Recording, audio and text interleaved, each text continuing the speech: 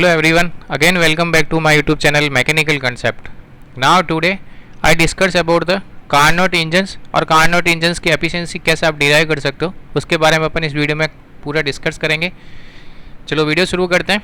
Video शुरू करने से पहले मेरे चैनल को सब्सक्राइब करना ना भूलें प्लीज़। अगर आपको मेरा वीडियो अच्छा लगे तो मेरे चैनल को सब्सक्राइब करें, वीडियो को लाइक करें एंड शेयर करें और बेल आइकन पर क्लिक करें ताकि आपको नए नोटिफिकेशन मिल सके और आप इसी तरह अपडेट रहें। सबसे पहले अपन बात करते हैं कार्नोट। ये एक साइंटिस्ट है। Carnot scientist was a French mechanical engineer in the French army, military scientist and physicist. इनको अपन कहते हैं father of thermodynamics. The theoretical heat engine is operate on the Carnot cycle is called Carnot heat. मतलब heat engines होते हैं, एक तो engines होते हैं जनरली अपन जो प्रैक्टिकली जो हीट इंजन चलते हैं, एक थियोरेटिकली हीट इंजन्स होते हैं जो कार्नोट इंजन पे वर्क करते हैं। अब ये कार्नोट साइकिल्स होती हैं, इसमें 4 रिवर्सिबल प्रोसेस होते हैं, 2 आइसोथर्मल प्रोसेस होते हैं, 2 एडियाबैटिक प्रोसेस होते हैं। आइसोथर्मल प्रोसेस वो होते हैं जहाँ पे टेम्परेचर कांस्टेंट रहता है और एडियाबैटिक प्रोसेस जहाँ पे हीट ट्रांसफ़र कांस्टेंट रहता है। और ये क्लोज सिस्टम में होते हैं या फिर स्टडी फ्लो, दोनों एक ही सिस्टम होते हैं, क्लोज सिस्टम या स्टडी फ्लो। अब अपन बात करते हैं कैसे वर्किंग करता है। ये थियोरेटिकल इंजन्स के लिए ही यूज़ आता है, प्रैक्टिकली ये अप्रूवल मतलब प्रैक्टिकली अपन इसको वर्क नहीं करवा सकते क्योंकि एफिशिएंसी इसके सबसे ज़्यादा हाई होती है और थियोरेटिकल इंजन की एफिशिएंसी ही हमेशा ज़्यादा हाई रहती है। सबसे पहले अपन बात करते हैं आइसोथर्मल। अब यहाँ पे आप इसको देखें कि एक टाइम में यहाँ पे कंप्रेशंस होता है, जैसे कंप्रेशन हुआ, यहाँ पे ब्लास्ट हुआ, फिर पिस्टन नीचे की ओर मूवमेंट गया, तो यहाँ पे 4 प्रोसेस होते हैं। एक 1 से 2 हीट सप्लाइड, इसको अपन बोलते हैं आइसोथर्मल एक्सपेंशन। फिर 2 से 3 एडियाबैटिक एक्सपेंशन, 3 से 4 आइसोथर्मल कंप्रेशंस और 4 से 1 एडियाबैटिक कंप्रेशंस। अब जहाँ पे कंप्रेशन प्रोसेस होता है वहाँ पे इंजन क्या करता है, फ्यूल को कंप्रेस करता है और वापस एडियाबैटिक प्रोसेस होता है वहाँ पे हीट ट्रांसफर 0 होता है। तो यहाँ पे जो आइसोथर्मल प्रोसेस होता है यहाँ पे अपन हीट को सप्लाइड करते हैं और यहाँ पे जो आइसोथर्मल कंप्रेशन होता है यहाँ पे हीट का रिजेक्शंस होता है।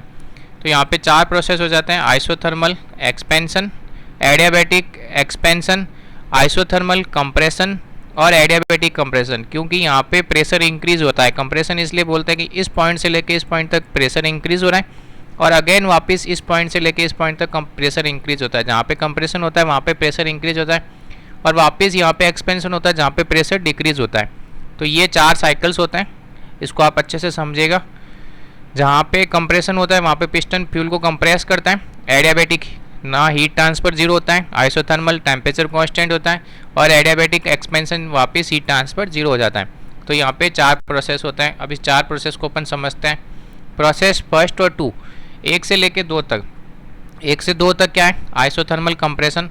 तो पहले पिस्टन यहाँ पे था, यहाँ पे फर्स्ट प्रोसेस में रिवर्सिबल आइसोथर्मल एक्सपेंशन कहाँ से आ रहा है, ये यहाँ से फर्स्ट से लेके सेकेंड तक, ये आपका आइसोथर्मल एक्सपेंशन। तो आइसोथर्मल एक्सपेंशन में क्या होता है, पिस्टन यहाँ पे होता है तो यहाँ से ये यहाँ चला जाएगा पीछे की ओर, तो यहाँ पे ये एक्सपेंड हुआ। तो आइसोथर्मल एक्सपेंशन, यहाँ पे टेम्परेचर कांस्टेंट रहता है और यहाँ पे टेम्परेचर सबसे ज़्यादा हाई रहता है तो इसको हाई टेम्परेचर कहते हैं। फिर आपका आता है 2 से 3 प्रोसेस, इसको बोलते हैं एडियाबैटिक एक्सपेंशन।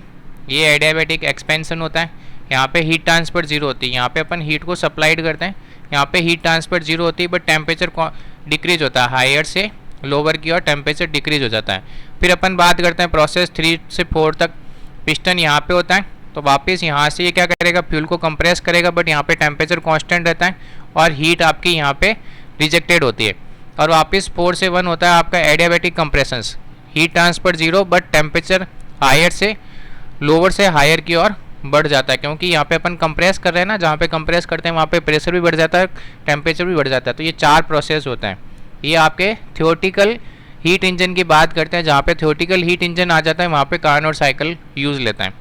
अब ये 4 प्रोसेस कौन कौन से हैं, reversible adiabatic isothermal process, first से सेकेंड रिवर्सिबल आइसोथर्मल प्रोसेस, फिर सेकेंड से थर्ड एडियाबैटिक, सेकेंड से थर्ड एडियाबैटिक एक्सपेंशन, थर्ड से 4 वापस आपका आइसोथर्मल कंप्रेशन और 4 से 1 आपका एडियाबैटिक कंप्रेशंस। और जहाँ पे आइसोथर्मल है वहाँ पे टेम्परेचर कांस्टेंट है बट हीट ट्रांसफर हो रही है और यहाँ पे आइसोथर्मल कंप्रेशन है तो टेम्परेचर कांस्टेंट है बट हीट रिजेक्टेड हो रही है।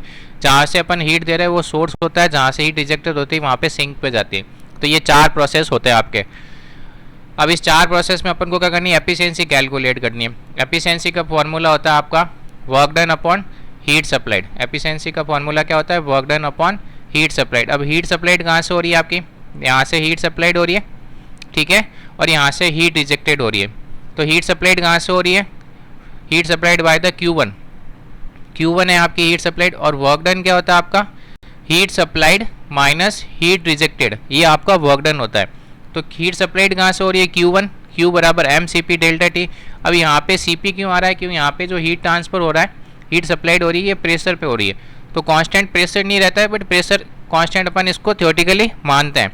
और हीट रिजेक्टेड हो रही है, वहाँ पे आपका कांस्टेंट प्रेशर ही है वापस, और यहाँ से हीट रिजेक्टेड होती है। यहाँ पे टेम्परेचर T4 है, यहाँ पे टेम्परेचर T1 है। ये T1 टेम्परेचर है और ये T4 टेम्परेचर है। T4 टेम्परेचर है वो आपका लोअर टेम्परेचर है, T1 टेम्परेचर है वो आपका हायर टेम्परेचर है। और अपन ने यहाँ पे जो मास है इसको यूनिट मास मान लिया, मतलब मास की वैल्यू अपन 1 ले रहे हैं। एक चीज़ का ध्यान रखना, द पीवी डायग्राम होता है जो क्या रिप्रेजेंट करता है, वर्क डन को, क्योंकि अपन वर्क डन में क्या पढ़ते हैं, वर्क डन बराबर PdV। वर्क डन क्या होता है आपका, PdV होता है। तो यहाँ पे जो पीवी डायग्राम होता है वो रिप्रेजेंट करता है आपका वर्क डन। और ये वर्क डन क्या होता है, एरिया अंडर 1 2 3, 1 से लेके 2 तक, 2 से लेके 3, और the work done by the gas during the expansion part of the cycle, and the area under 3 4 1 the work done on the gas during the compression. मतलब 1 से लेके 2 से लेके 3 तक, यहाँ से 1 2 और 3 तक यहाँ पे आपका एक्सपेंशन हो रहा है, और 3 से लेके 4 से लेके वापस 1 तक यहाँ पे आपका कंप्रेशन होता है। तो ये क्या कह रहा है, 1 2 3 से लेके आपका वर्क डन हो रहा है वो एक्सपेंशन पार्ट है साइकिल का, और 3 4 1 है जो वर्क डन है आपका कंप्रेशन पार्ट है साइकिल का। और कंप्लीट वर्क डन क्या हो जाएगा, 1 से 2, 2 से 3, 3 से 4, 4 से वापस 1। इसी को अपन बोलते हैं close cycles. Means initial point और फाइनल पॉइंट दोनों एक हो, उसको अपन क्लोज साइकिल कहते हैं। और ये वर्क डन को रिप्रेजेंट करता है पीवी डायग्राम। अब अपन एफिशिएंसी का फॉर्मूला अब समझते हैं। तो work done upon heat supplied. अब वर्क डन क्या होता है आपका, heat supplied minus heat rejected. तो ये अपन ने लिख दिया वर्क डन और हीट सप्लाइड। अब यहाँ पे अपन ने वैल्यूज रखी है Q बराबर mCp डेल्टा टी, यहाँ पे भी रखा है Q बराबर mCp डेल्टा टी। तो यहाँ पे T1 और यहाँ पे आपका T4। तो mCp से तो mCp कट जाएगा, क्योंकि अपन m तो अपन ले रहे हैं यूनिट मास, और Cp आपका कांस्टेंट है, तो ये तो सारा चला जाएगा। तो पीछे रहेगा अपने पास T4 अपॉन T1, और T4 है आपका लोअर टेम्परेचर और T1 है जो आपका हायर टेम्परेचर है। तो कार्नोट साइकिल की एफिशिएंसी क्या हो जाती है, 1 minus T lower upon T higher, और ये हमेशा टेम्परेचर पे ही डिपेंड करती है। अगर सोर्स का टेम्परेचर अगर आप ज़्यादा हो जाता है तो ये क्या हो जाएगा, वैल्यू कम हो जाएगी, और यहाँ पे ये वैल्यू कम हो जाएगी तो ये एफिशिएंसी बढ़ जाएगी। तो ये डिपेंड करता है टेम्परेचर पे। तो ये था कार्नोट साइकिल की एफिशिएंसी आप कैसे कैलकुलेट कर सकते हैं। अगर आपको मेरा वीडियो अच्छा लगे तो प्लीज़ मेरे चैनल को सब्सक्राइब करना ना भूलें। मेरे चैनल का नाम है mechanical concept. Thank you for watching my video. Please video को लाइक करें, शेयर करें और चैनल को सब्सक्राइब करें, और बेल आइकन पर क्लिक करना ना भूलें ताकि आपको नए नोटिफिकेशन मिल सके और आप इसी तरह